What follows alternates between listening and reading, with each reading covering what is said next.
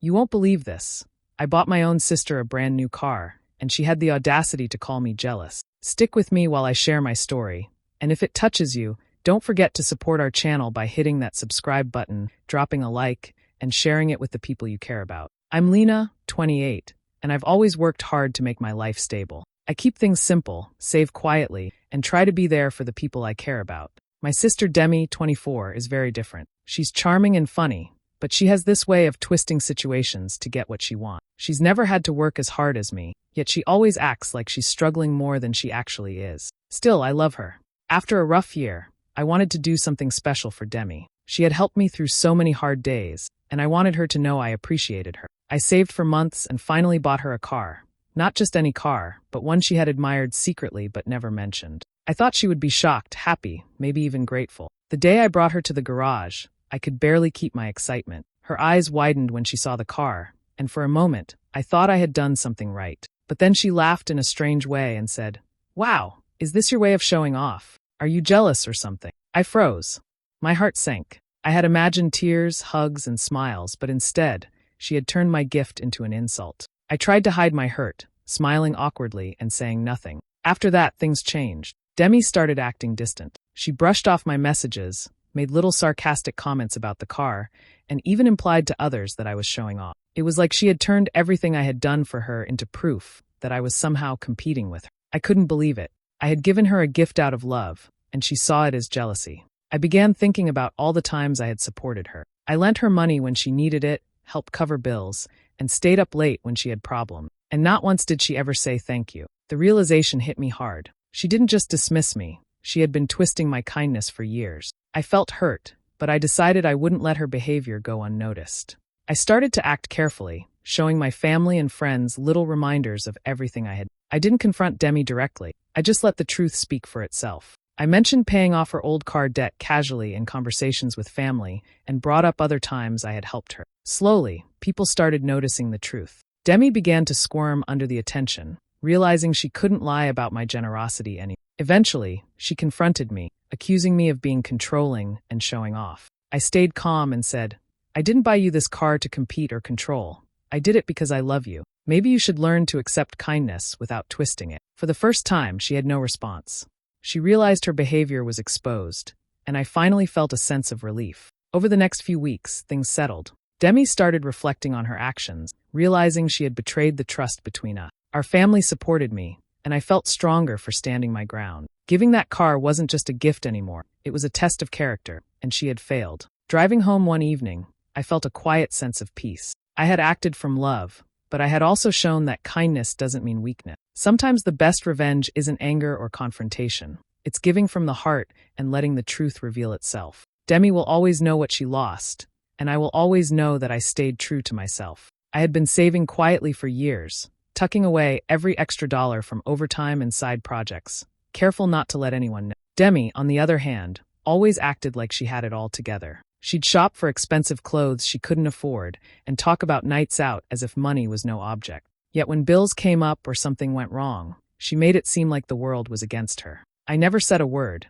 even when I knew she could barely cover her rent. I remembered one afternoon years ago when she leaned against my kitchen counter, sipping her coffee with that smirk of hers. "You're always so serious, Lena. It's like you live in a bubble or something," she said, flicking her hair back. "Why do you even bother saving so much? Life's supposed to be fun." I had laughed it off at the time, forcing a smile, but inside it stung. She made my careful, responsible life seem small and foolish, as if my quiet discipline was a flaw. Even now, as I thought about surprising her with the car, that memory kept surfacing. I wanted her to finally see that my seriousness wasn't about controlling her or being boring. It was about love and care. I wanted her to feel, just for a moment, the weight of how much I had done for her over the years. Maybe then she would feel a little guilty for all the times she mocked me or dismissed my efforts. I pictured her opening the garage, eyes lighting up at the sight of the car. Part of me hoped she would pause, take it all in, and realize that everything I had saved, every late night at work, every sacrifice, was for her. I wanted her to see the thought behind the gesture, to feel the care that had gone into it, not just the price tag or the show of it. Even though a tiny part of me feared her reaction, I clung to the hope that she would finally understand. I wasn't doing this to compete, to prove myself, or to show off. I just wanted her to know that I cared enough to make a real, meaningful sacrifice. If she could finally see that, maybe, just maybe, the balance between us would shift a little, and she would stop seeing my love and effort as something to mock or underestimate. The thought of that moment, of her face softening, and maybe even realizing how wrong she had been, kept me going. I had endured her teasing, her dismissive comments, and her laughter at my too serious ways for years. This was my chance to show her, without words, that my quiet life had weight, meaning, and love behind it. I just hoped she was ready to see it. I spent weeks researching, visiting dealerships, and test-driving options, making sure I picked something both practical and stylish. Exactly the kind of car I knew Demi had admired in secret. It wasn't flashy, but it was sleek and dependable, the kind of car that would make her smile without needing to brag about it. Every detail mattered, from the color to the small features I remembered her mentioning months ago. I called her one Saturday morning, keeping my voice casual. "Hey, want to come over for lunch?" "Nothing fancy, just some sandwiches and catching up," I said, hoping she wouldn't suspect a thing. She agreed immediately, humming happily over the phone. Inside, my stomach churned with excitement and nerves. This was it, the moment I'd been building toward, the surprise that could finally show her how much I cared. When she arrived, I tried to act as normal as possible. We chatted about her week, laughed over little stories, and for a moment, I almost wished the car didn't have to be revealed. But I knew the gesture wouldn't mean anything unless she actually saw it. I guided her toward the garage, pretending I needed to grab something. Her eyes widened as the door rolled up, revealing the car gleaming in the sunlight. For a second, she just froze, staring as if she couldn't believe what she was seeing. My heart leapt, expecting the reaction I had hoped for. Awe, happiness, maybe even tears. But instead, she let out a short, half-laughing sound and tilted her head. "Wow, is this your way of showing off? Are you jealous or something?" The words hit me like a punch I hadn't seen coming. I blinked, stunned, my mouth opening slightly before closing again. Hurt threatened to rise, but I forced a smile, keeping my face calm and cheerful. I didn't want her to see how deeply her comment had wounded me, so I nodded and said nothing, letting the silence speak instead. Inside, my emotions whirled. Every effort, every secret saving, every moment spent planning this surprise, all dismissed in a single sentence. I felt a flicker of disbelief, of betrayal, and yet I stayed composed, hiding the ache in my chest behind a polite, awkward grin. I wanted this moment to be about her joy, not my pain, even if she couldn't recognize the love behind the gesture. As she circled the car, inspecting it with a curious, almost detached expression, I tried to keep my nerves under control. The pride I had felt at buying it was now tangled with a strange mix of hurt and confusion. I had imagined her reaction differently, warm, thankful, maybe even emotional. Instead, she had turned it into an accusation, and I had to swallow my feelings to keep the peace. I stayed quiet, smiling faintly, letting her laughter and teasing bounce off me. Deep down, I knew this was only the beginning of understanding how she truly viewed me, and that realization made my chest tighten. Still, I reminded myself of why I did it. This was about showing care, even if it wasn't immediately appreciated. By the time lunch was over, Demi's attention had shifted, but the memory of her words lingered. I pushed it aside for the moment, telling myself that the act itself mattered more than her reaction. Yet, even as we moved inside, I couldn't shake the sharp sting of being misunderstood at the very moment I tried to express love. After the car reveal, Demi's behavior shifted almost immediately. She became reserved, her smiles rarer, her tone clipped when we spoke. Conversations that used to flow naturally now felt strained, as if a wall had gone up between us overnight. She didn't thank me, didn't acknowledge the gesture, and acted like the whole situation was uncomfortable. It wasn't just toward me. I started noticing little comments she made when friends came over or when family mentioned the car. She would laugh lightly, shaking her head, and mutter things like, "Lena's always trying to outdo everyone," or, "She's probably just showing off again." The casual way she said it, as if it were an obvious truth, cut deeper than any direct insult could. People around us didn't seem sure whether to believe her or not, and I could feel the tension growing. The sting came from more than her words.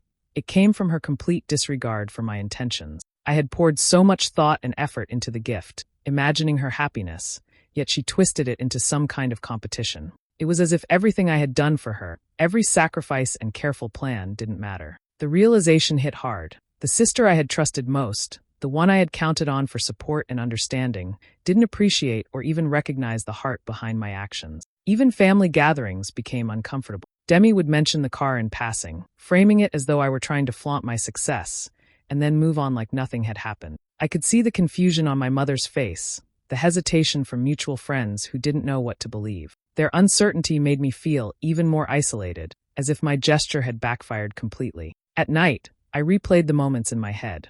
I thought about how excited I had been to surprise her, the meticulous planning, and the secret joy I had carried for weeks. And now all of it seemed invisible. Demi's coldness and subtle jabs felt like betrayal, because she had turned what should have been a loving moment into an opportunity to diminish me. I tried to brush it off during the day, to act casual and ignore her icy remarks, but the hurt lingered. It was heavy, a weight pressing on me that I couldn't shake. Every laugh she let slip about my showing off or competing reminded me that my efforts had not only gone unappreciated, but had been warped into a false narrative. For the first time, I realized that giving love to someone doesn't always guarantee it will be received as intended. Sometimes, the person you trust most can manipulate your kindness to fit their own story, leaving you questioning everything you thought you knew about them. Demi's actions made me feel small in ways I hadn't anticipated, and the sting of that realization burned quietly inside me. By the end of the week, I found myself observing her more closely, noting the way she interacted with others, the little phrases she used to frame me as competitive or showy.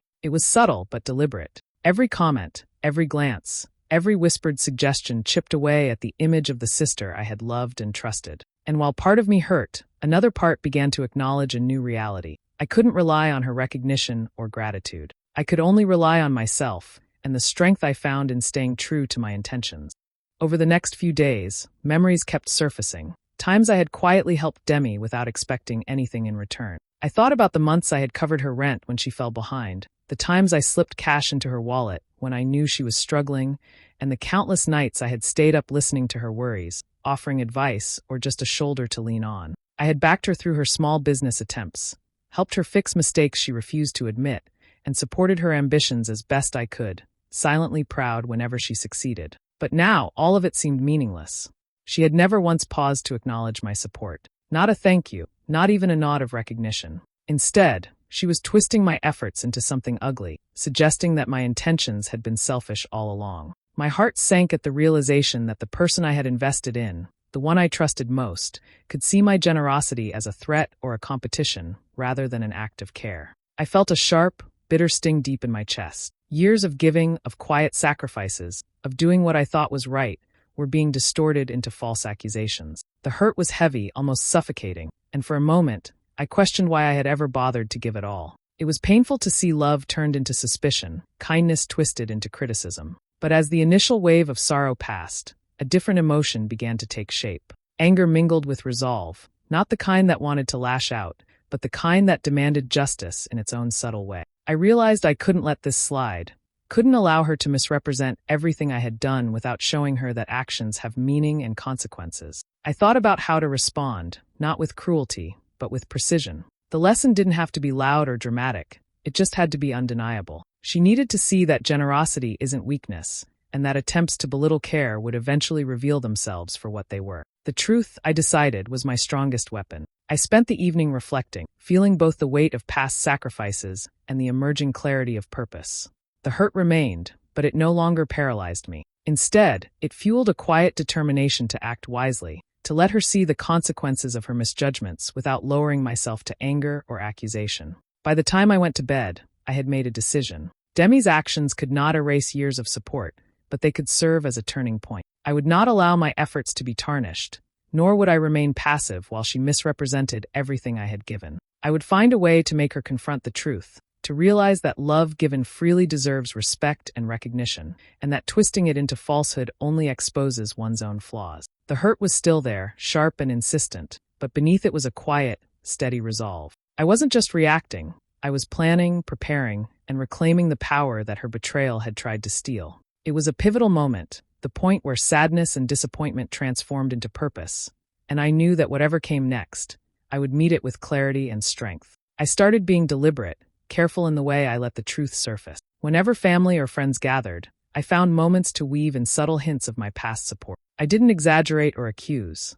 I simply mentioned things in passing, letting the facts speak for themselves. Casual remarks like, "I remember when we sorted out Demi's car payments a few years ago," or, "It was tricky covering that bill, but I knew it would help her," slipped naturally into conversations. Nothing was confrontational, nothing dramatic, but each statement carried weight. It felt almost like a game of chess. Every word, every story I shared, was a deliberate move, meant to create a pattern that couldn't be ignored. Friends began glancing at each other, realizing that maybe the image Demi had painted wasn't entirely accurate. I could sense their curiosity growing, their awareness of the quiet support that had always gone unnoticed. Even casual family interactions became opportunity. At dinner, I would casually reference moments when I had helped her with essentials or unexpected expenses. I didn't demand attention, didn't expect anyone to react immediately, but the seed was planted. Each remark subtly built a case that contrasted sharply with Demi's ongoing narrative of me showing off or competing. The subtlety was intentional. I wasn't seeking revenge and anger. I was exposing the reality in a way that was undeniable yet calm. It was a quiet assertion, a form of justice that relied on the truth rather than confrontation. Demi couldn't easily dismiss it, and anyone listening could begin to see the difference between her version of events and what had actually happened. I also began to choose situations carefully. Mutual friends who had always admired my patience and dedication now had glimpses of the sacrifices they hadn't known about. Little anecdotes, dropped naturally into conversation, revealed my involvement without making it a spectacle. It was careful, deliberate, and it slowly shifted perceptions without me ever having to raise my voice.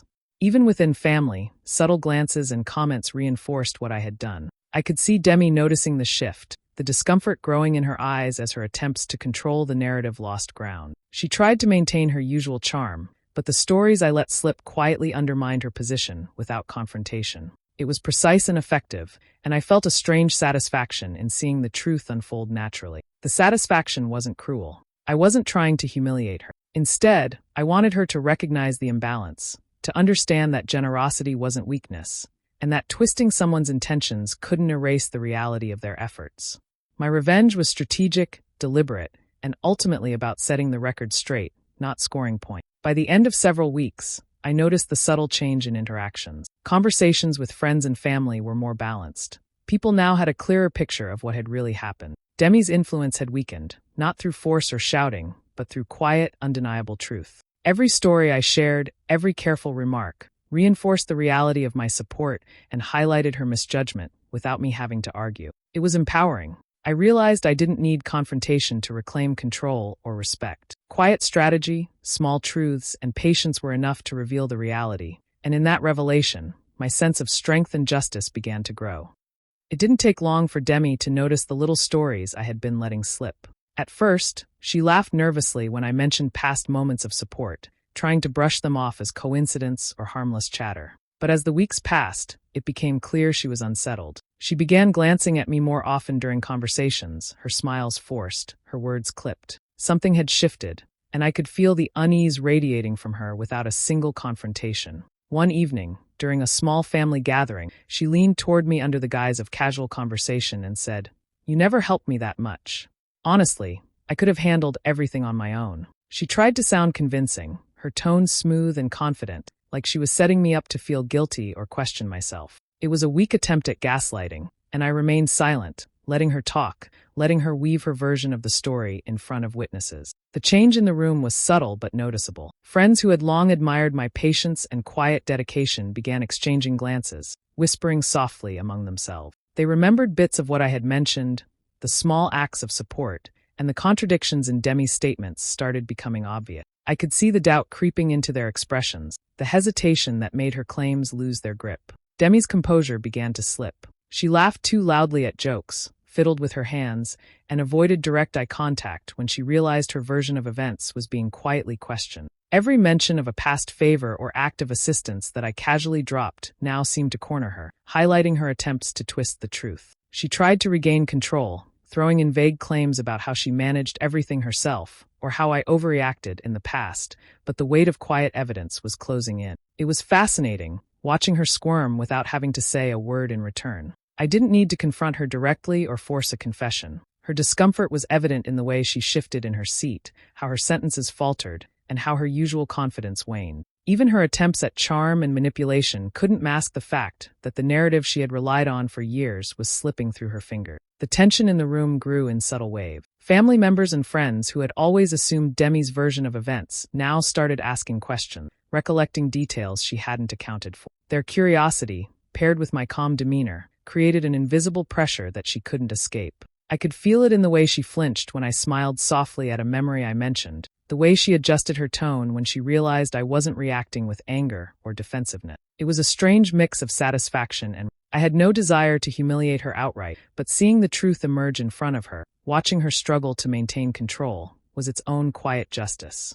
She couldn't accuse me of boasting or manipulating anyone without looking dishonest herself, and I didn't have to lift a finger to force it. By the end of the evening, Demi was noticeably quieter, more guarded, and her usual ease around family had vanished. She tried to act natural, but I could see the weight of her awareness pressing down on her. I didn't say anything, let her stew in the realization that her attempts to misrepresent the truth were failing, and understood that this moment marked a turning point. The tension finally erupted one evening when we were alone in the living room. Demi's face was tight, her usual composure gone, replaced by a mixture of frustration and embarrassment. Her voice shook slightly as she snapped. "You think you can just control everything. First the car, now all these stories you keep bringing up. You're always showing off, trying to prove something." Her words hit hard, but I didn't flinch.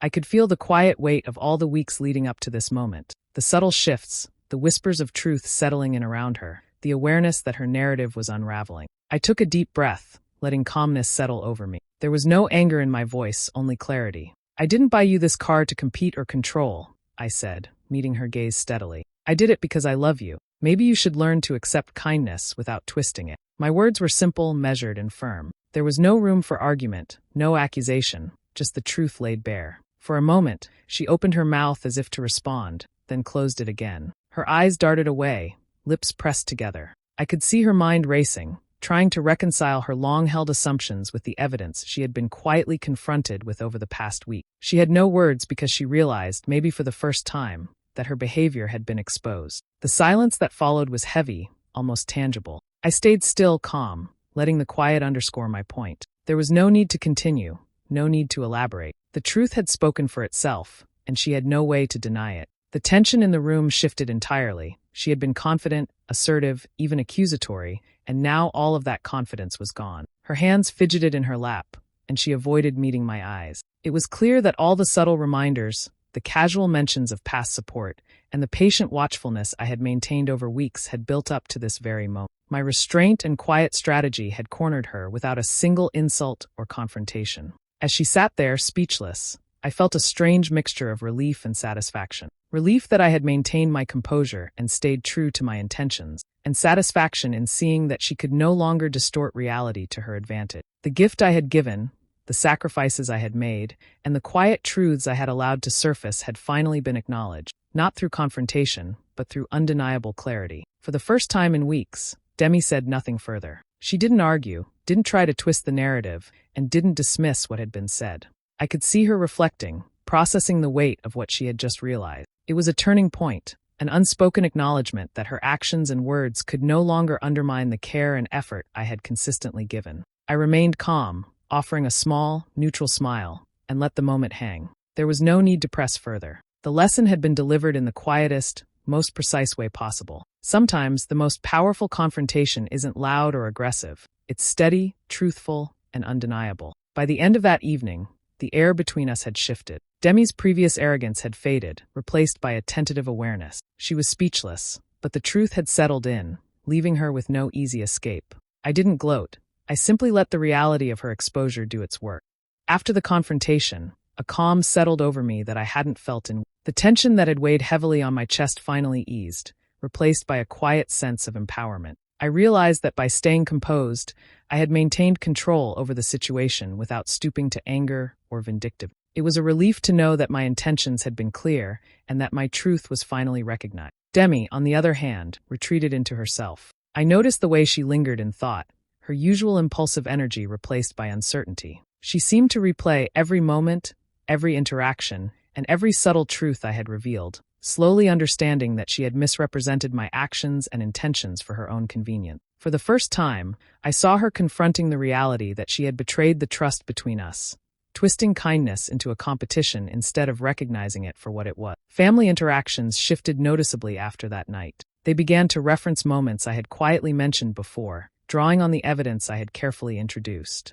Their questions and observations reflected a new understanding, one that no longer allowed Demi to manipulate the narrative. I watched as the balance of awareness tilted in my favor, and it was clear that her usual attempts to deflect responsibility would no longer work. It was validating to see the subtle changes. Conversations that once left me feeling misunderstood now carried a sense of recognition and respect. People who had previously taken her word for granted began acknowledging the full picture, and it was rewarding to witness that silent acknowledgement of the truth. Demi could no longer gaslight the room. The truth had anchored itself firmly in place. I felt a quiet pride, not in exposing her flaws, but in preserving my own integrity while letting reality speak for itself. The sense of empowerment came from knowing I had navigated the situation with patience and strategy, allowing the lessons to unfold without confrontation. It was a victory of calm and clarity rather than conflict, and that made it all the more meaningful. Demi's reflection was subtle but growing. I noticed her hesitation in conversations, the careful consideration before she spoke, and the way she avoided making assumptions about me or my intentions. She was learning slowly that the love and support I had offered were not tools for manipulation, but genuine acts that deserved acknowledgement. By the time the days passed, family gatherings carried a different energy. My contributions and sacrifices were no longer questioned, and Demi's attempts to twist perceptions had lost their impact entirely. The shift was quiet, yet unmistakable, and it reinforced my understanding that truth, patience, and consistency are more powerful than argument or confrontation. I felt lighter, as if a burden had been lifted. There was no lingering tension, no resentment weighing me down, just a sense of balance restored and the knowledge that I had upheld my values. The realization that Demi had to confront her own missteps without my interference was empowering in itself. In those moments, I understood that actions speak louder than words, and patience often carries more force than anger. The acknowledgement from family, the subtle recognition of my dedication, and the quiet lessons Demi had to face all combined into a sense of resolution I had never anticipated. It was peaceful, validating, and empowering, and I knew that from this point forward, the trust one extended would be respected, and my generosity would no longer be misconstrued. The next morning, I slipped into the driver's seat of my car, feeling a lightness I hadn't experienced in months. The sun streamed through the windshield, casting warm patterns across the dashboard, and for the first time since all the tension began, I allowed myself to breathe fully. Every decision, every quiet step I had taken over the past weeks, had led to this moment of clarity. I hadn't reacted in anger, hadn't shouted, and yet the message had landed. Driving through the familiar streets, I reflected on everything that had transpired. The hurt, the disappointment, and the subtle betrayals had been heavy, but they had also taught me patience and the power of subtle action. I realized that kindness and thoughtfulness, even when overlooked or misunderstood, hold more weight than any loud confrontation could achieve. My intentions had been genuine, my love unwavering, and the lesson I had imparted had settled quietly yet firmly. I thought about Demi, and a part of me felt pity rather than resentment. She had been forced to face her own choices, to see her attempts at manipulation and denial unravel in front of family and friends. The awareness she had gained was not instantaneous, but it was undeniable. In her silence and reflection, I sensed the beginning of understanding, a realization that betrayal, no matter how cleverly hidden, eventually exposes itself. The peace I felt was not hollow or fleeting. It was grounded in the knowledge that I had acted with integrity throughout the entire ordeal. I had stayed true to myself, my principles, and the love I held for my sister, even when it was tested and misunderstood. That strength, I knew, would remain with me far beyond this moment. As I continued to drive, I allowed the moral of the experience to settle fully in my mind. Generosity is not a weakness, and patience often carries more influence than confrontation. Offering care, supporting others, and acting with sincerity will always leave an imprint, even when others attempt to twist the narrative. The truth has a way of surfacing, and when it does, it carries its own quiet power. I passed familiar landmarks, each one a small reminder of the countless decisions and careful steps that had brought me here. I smiled softly, feeling gratitude for my own resilience and for the clarity that had emerged from such a painful situation.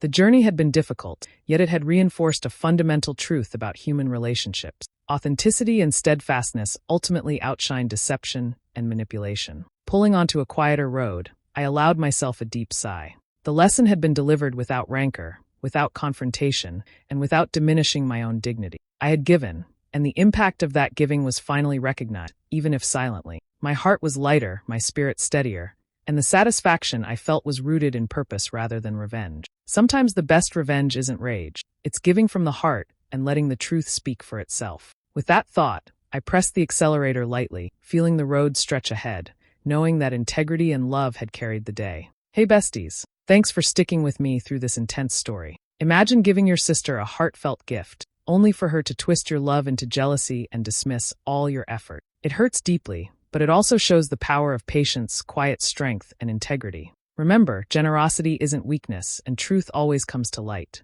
If this touched you, share, comment, and subscribe for more stories.